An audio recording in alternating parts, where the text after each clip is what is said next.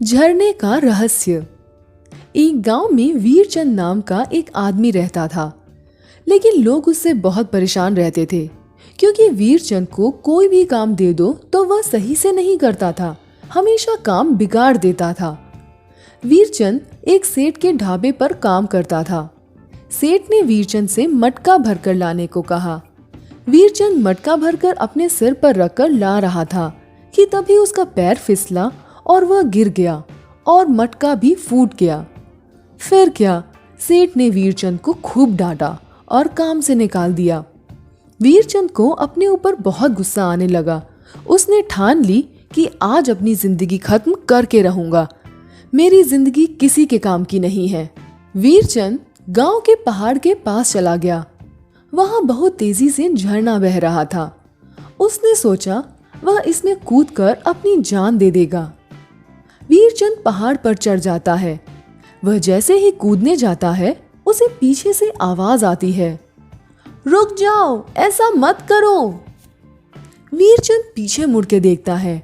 वहां एक साधु बाबा खड़े होते हैं। वह वीरचंद को अपनी कुटिया में लेकर जाते हैं, जो झरने के पास ही होती है।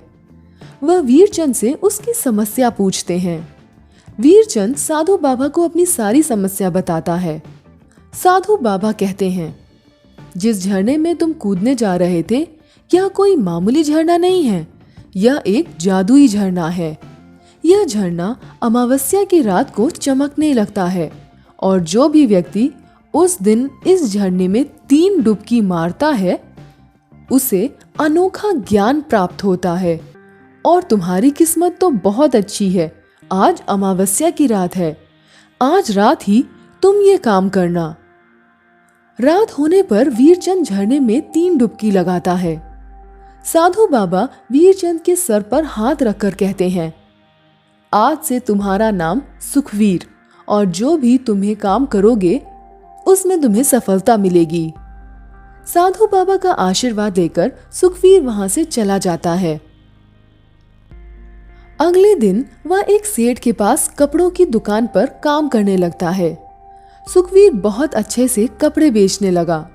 उसका अच्छा व्यवहार देखकर उसकी दुकान पर ग्राहकों की लाइन लगी रहती थी।